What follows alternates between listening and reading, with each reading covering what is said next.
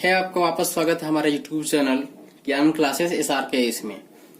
आज का हमारा जो लर्निंग चैप्टर है वो है 3.1 आपके NCERT book class 10th mathematics का है।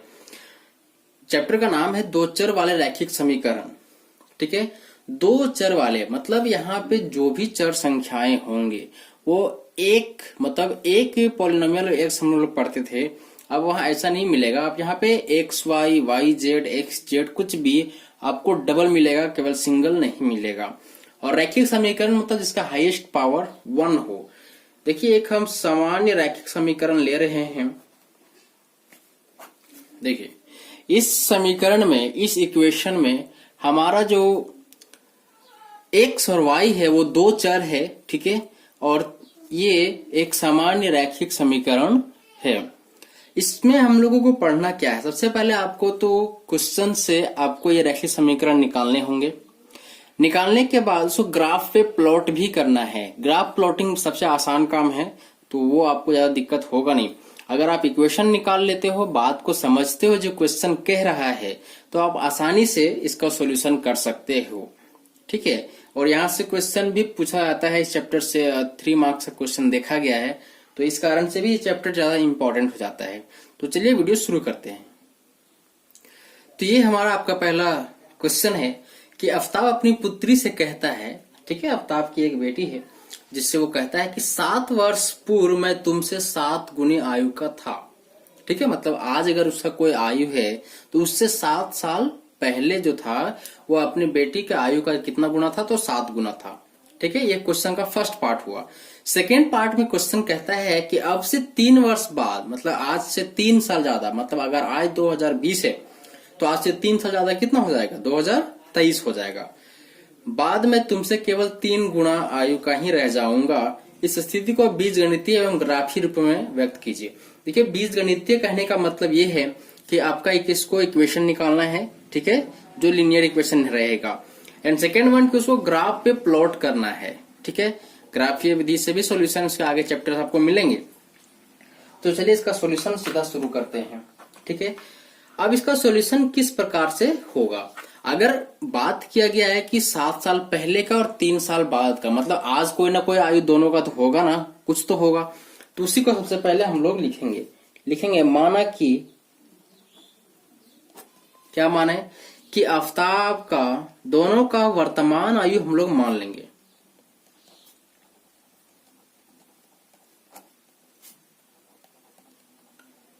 वर्तमान आयु इक्वल टू x वर्ष। ठीक है, और आफ्ताब की पुत्री का आयु, उसकी पुत्री की आयु इक्वल टू y वर्ष है। ठीक है, अब जब y वर्ष हुआ तो क्वेश्चन का फर्स्ट पार्ट क्या कहता है कि 7 साल पहले। तो 7 साल पहले मतलब इसमें घटाना पड़ेगा ना। मान लीजिए कि आज 2020 है, तो 2020 से 7 साल पहले कितना हो जाएगा? 2020 माइनस 7 मतलब 2013 होगा। उसी प्रकार से प्रश्न का पहला भाग कहता है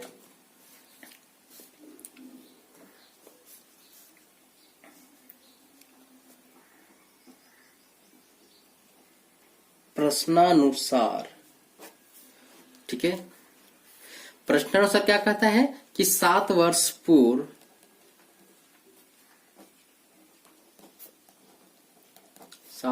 पूर्व आफ्ताब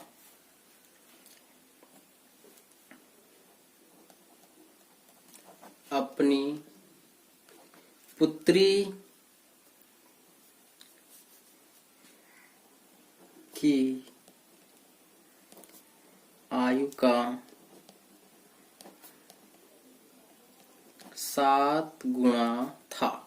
ठीक है, ये कहता है। इसी को अब हम इक्वेशनरी रूप में कैसे डिनोट करेंगे? सो देखिए, 7 साल पहले का मतलब ये है, तो आफ्ताब का आयु कितना हो जाएगा?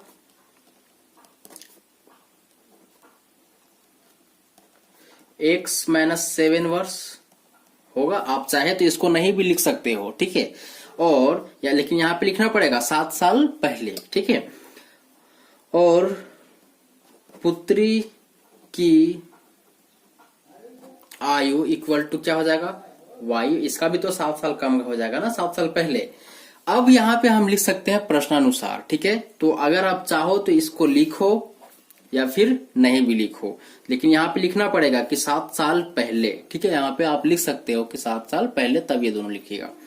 अब देयरफॉर हम इसको क्या कर सकते हैं, x minus 7 equal to y minus 7। और किसकी आयु का ये 7 गुना था, ये अपनी पुत्री के आयु का कितना गुना था, तो 7 गुना था। अब इसी को हम लोग सॉल्व करेंगे, तो ये हो जाएगा x minus 7 equal to 7 y minus 49, या x ये इधर माइनस में इधर आएगा तो प्लस में, इधर आएगा तो माइनस में 7y, और ये इधर माइनस में है, इधर आएगा तो प्लस में, तो ये हो जाएगा -7 प्लस 49 इक्वल्स टू 0, या x minus 7y plus 42 equal to 0। ये हमारा इक्वेशन नंबर 1 हो जाएगा, ठीक है। ये हुआ आपका एक। अभी एक आधा पार्ट अभी क्वेश्चन का सॉल्व हुआ है, अभी आधा होना बाकी है। चलो नेक्स्ट इसका पार्ट सॉल्व करते हैं। सेकेंड पार्ट क्वेश्चन कहता है कि 3 वर्ष बाद, ठीक है, अब 3 वर्ष बाद, ठीक है, 3 वर्ष बाद आफ्ताब की आयु कितना हो जाएगा। आफ्ताब की आयु इक्वल टू, आज x था तो 3 साल बाद इसमें से 3 साल बढ़ जाएगा, मतलब प्लस करना पड़ेगा, x प्लस 3 वर्ष, और पुत्री की आयु कितना हो जाएगा, y प्लस 3 वर्ष। अब ये तो हो गया। अब इसके आगे कहता है कि कितना गुना है, इसके पुत्री की आयु का केवल 3 गुना रह जाएगा, तो लिखेंगे प्रश्नानुसार, क्या प्रश्नानुसार, आफ्ताब जो है अपनी पुत्री की आयु का 3 गुना रह जाएगा, मतलब x प्लस 3 जो है वो किसके इक्वल होगा, y प्लस 3 जो इसकी बेटी का आयु है, और बेटी की आयु का कितना गुना, तो 3 गुना। अब यहां से भी आपको एक इक्वेशन मिलेगा, लिखेंगे x plus 3 equal to 3y plus, ये इसके साथ भी गुना होगा और इसके साथ भी गुना होगा, ये 339,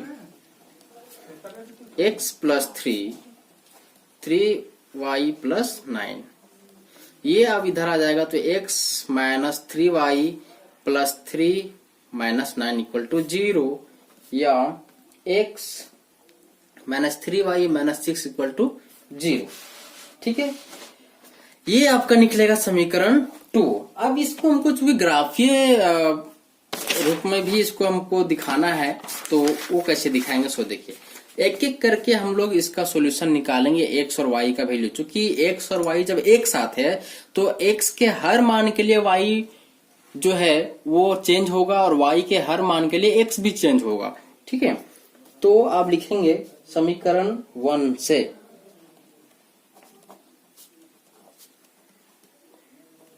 समीकरण 1 हमारा था x minus 7y plus 42 equal to 0। यहां से हम लोग x का वैल्यू या y का वैल्यू को निकालेंगे, ठीक है। तो कैसे निकालेंगे, x इक्वल्स टू, ये हो जाएगा -7 इधर आएगा तो +7 में आएगा, ठीक है, और ये -42, ये आपका x का वैल्यू है। अब ये x का वैल्यू हर y के मान पे डिपेंड करेगा ना, तो चलिए इसका बॉक्स तैयार करते हैं। देखिए कम से कम मिनिमम आपको 2 वैल्यू तो निकालना ही होगा, ठीक है। आप चाहो तो 3 निकाल सकते हो, 4 निकाल सकते हो, या फिर 5 भी निकाल सकते हो, लेकिन कम से कम 2 वैल्यू। अब ये 2 वैल्यू निकालने का तरीका क्या है, सो देखिए, ठीक है। सबसे पहला बात तो ये कि एक बार आसानी से निकालने का तरीका ये है कि एक बार y को 0 ले लीजिए, मतलब y इक्वल टू 0 पुट करेंगे, ठीक है। दूसरा बार x को पुट करेंगे, तो x ये 0 हो गया। अब कोई सोच रहे नहीं यहीं पे हम 0 क्यों नहीं बिठा दिए भाई, तो जब y का वैल्यू यहाँ पे बिठाएंगे, इसका एक वैल्यू कुछ तो निकलेगा x का, कैसे निकलेगा देखिए रफ में, ठीक है। तो जब y इक्वल टू 0 तो यहाँ पे बैठेंगे 7 माइनस इंटू 0 माइनस 12, तो ये 0 माइनस 12 इक्वल टू कितना आएगा, -12 आएगा, तो यहाँ पे बिठेगा आपका -12, ठीक है। और यहाँ पे 42 था तो ये 42 आएगा, एक्चुअली यहाँ पे होगा 42, ठीक है। और जब x 0 हो जाएगा तो यहाँ पे 0 बिठाना पड़ेगा हमको, x का वैल्यू 0। तो वो सोल्यूशन कैसे होगा, सो देखिए 0 इक्वल टू 7y माइनस 42, ये माइनस में इधर आएगा तो प्लस में, मतलब 7y इक्वल टू हो जाएगा 42 और ये 6 टाइम में कटेगा तो y इक्वल टू यहाँ पे 6 आ गया। ठीक है, सेम प्रोसेस से हम लोग समीकरण 2 का भी वैल्यू निकालेंगे ऐसा ही, समीकरण 2 से। चलिए शुरू कीजिए, x minus 3y minus 6 equal to 0। आप यहां से x को इक्वेट कर लेते हैं तो ये हो जाएगा 3y प्लस 6। चलिए इसका भी बॉक्स तैयार कर लेते हैं। ठीक है, क्या बताइए अभी कि एक बार x को 0, दूसरा बार y को 0। ठीक है, तो कंफ्यूज मत होइएगा कि यहाँ पे लिए थे वहां क्यों ले लिए, हम जैसे भी ले सकते हैं, जरूरी नहीं है कि हम यहीं पे लेंगे। ठीक है, अब x इक्वल टू 0 तो फिर इसका सोल्यूशन करेंगे हम लोग। x इक्वल टू 0 मतलब 0 इक्वल टू कितना हो जाएगा 3y plus 6, therefore y equal to क्या हो जाएगा माइनस 6/3। यहां से आपका वैल्यू आएगा -2 और जब y इक्वल टू 0 बिठा दोगे आप तो ये आपका आ जाएगा 3 इंटू 0 प्लस 6, तो x इक्वल टू आ जाएगा 6। वेन x इज 0, y का वैल्यू कितना आया -2। ठीक है, तो यहां पे बिठा देंगे -2 and then when y is 0 then x contains the value number 6। अब ये तो आ गया है, अब इसका ग्राफीय सॉल्यूशन बच रहा है। ठीक है, तो चलिए उसको नेक्स्ट में देखते हैं, नेक्स्ट पेज पे। तो ग्राफ में दिखाने के लिए सबसे पहले आपको 2D का 2 डायमेंशनल ग्राफ बनाना है। ठीक है, ये हम पेन से बना रहे हैं, आपको स्केल और पेंसिल का ही यूज करना है ताकि आपका सॉल्यूशन अच्छा दिखे और आपको एग्जाम पेपर में ग्राफ भी मिलेगा। ठीक है, तो ग्राफ पे आप इसको प्रैक्टिस कर सकते हैं। ग्राफ में आपको इस प्रकार से बक्से होते हैं जहां पे आपको पॉइंट लेना ज्यादा आसान हो जाता है। इसमें ध्यान ये रखना है कि इसको हम कितना लंबा लें।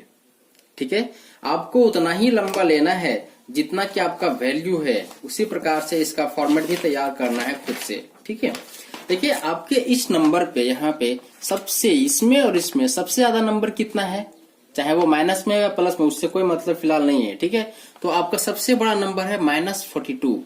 ठीक है, और सबसे छोटा नंबर क्या है, वैसे देखिएगा तो सबसे छोटा यही है। ठीक है, लेकिन हम माइनस प्लस को छोड़ करके बात कर रहे हैं, वो है 0। ठीक है, मतलब ये कि आप जो नंबर लोगे वो 42 तक का लेना पड़ेगा, तब तो आपका पॉजिटिव नेगेटिव दोनों एक्सिस पे जाएगा ना -42। तो इसको हम ले लेते हैं, आप 2 का ले सकते हो, 3 का ले सकते हो, 4 का भी ले सकते हो, तो जितने में आसानी हो वही वैल्यू आपको लेना है। तो हम 6 का लेंगे। ठीक है, तो ये है हमारा ग्राफ। ठीक है, अब ये आपका पॉजिटिव एक्स एक्सिस होगा, ये नेगेटिव या फिर x डैश, ये y या -y, ये y पॉजिटिव y। ठीक है, अब यहाँ पे आपका ये होता है सेंटर, जहां पे दोनों क्या होता है 0 0 होता है। अब इसका वैल्यू आपको पुट करना है, तो ये हो जाएगा 6, 12, 18, 24, 30, 36 और 42। अब ये इधर पॉजिटिव लेता है, इधर नेगेटिव लेगा। ठीक है, तो ये हो जाएगा -6 -12। तो ये हुआ हमारा ग्राफ पूरा तैयार है। ठीक है, अब इसका वैल्यू हम लोग कैसे पुट करेंगे, देखिए ये आपका पहला, इसको पहले हम प्लॉट कर रहे हैं। तो x equal to -42, x equal to -42, तो y कितना है 0, तो y 0 कहाँ होगा, यही ना। और x -42 है तो इधर तो लेंगे नहीं, क्यों यहाँ इधर तो सारा पॉजिटिव वैल्यू कंटेन कर रहा है, तब आएंगे इधर और ये आपका -42 वैल्यू यहाँ पे मिलेगा। ठीक है, तो इसको लिखेंगे -42 0, इस पॉइंट का नाम। ठीक है, आप जानते हैं कि जब निर्देशांक हम लोग लिखते हैं, कोऑर्डिनेट्स लिखते हैं, तो पहला वैल्यू जो है वो पॉजिटिव नेगेटिव एक्स एक्सिस का लिखाता है, दूसरा value positive negative y axis का लिखाता है 2D में। ठीक है, नेक्स्ट वैल्यू है आपका x इक्वल टू 0, तो y इक्वल टू 6 है। ठीक है, तो x 0 फिर यही मिलेगा सेंटर पे, और y इक्वल टू कितना है 6, पॉजिटिव की नेगेटिव, तो ये पॉजिटिव में है, तो ये पॉजिटिव जाएगा ऊपर, और ये पहला वैल्यू आपका यहीं पे है 6, तो ये हो गया आपका 0 6। ठीक है, सेकेंड ग्राफ लीनियर इक्वेशन में आते हैं, x equal to 0 then y equal to -2। ठीक है, x इक्वल टू 0 तो यही होगा, y इक्वल टू -2, तो ये नीचे चले आ जाएगा। अब ये 2 कैसे लेंगे, सो देखिए, ये यहां से यहां तक, ठीक है, पूरा 6 है, इसका आधा कितना होगा, 3 होगा, और इसका थोड़ा सा नीचे हो जाएगा 2, तो ये हो जाएगा 0 और -2। और ये नेक्स्ट है x equal to 6 then y equal to 0, तो x इक्वल टू 6 यहाँ पे। ठीक है, अब इसका ग्राफ का जो प्लॉटिंग होगा वो इस प्रकार से होगा। पहले ये दोनों बिंदु को एक साथ मिलाएंगे और फिर ये दोनों बिंदु को एक साथ मिला देंगे, तो कुछ इस टाइप से आपका फिगर दिखेगा। हाँ, अगर ये है कि आप अगर 10-10 का लोगे, मतलब यहां से 10 से शुरू करिएगा, 10, 20, 30, 40, तो ये फिगर थोड़ा और साफ बन सकता है। ठीक है, आपको कोशिश यही करना है कि फिगर जितना ज्यादा हो सके साफ ही बनाए। ठीक है, वैसे इस फिगर में भी कोई समस्या नहीं है, इसको आपको अगर आप ऐसा बनाओगे तो आपको इसमें भी नंबर मिलेगा। ठीक है, इसी प्रकार से आपका सारा क्वेश्चन है और सारा का सॉल्यूशन भी ऐसा ही आपको करना है। पहले इक्वेशन निकालना है जो कि लीनियर इक्वेशन होगा, एंड देन आपको x और y का 2 कम से कम वैल्यू निकालना है और फिर दोनों उस तरीके से ग्राफ पे प्लॉट करना है। ठीक है, तो ये हमारा क्वेश्चन नंबर 1 का सॉल्यूशन है, और नेक्स्ट वीडियो के साथ हम लोग दोबारा मिलेंगे, और आशा है कि आप लोगों को अच्छे से समझ में आ रहा होगा। आप अगर इस चैनल पे नए विजिटर हैं तो हमारे चैनल को सब्सक्राइब कीजिए, बेल आइकन को हिट कीजिए, ताकि आपको हमारा सारा अपडेट्स मिलते रहे। नमस्कार।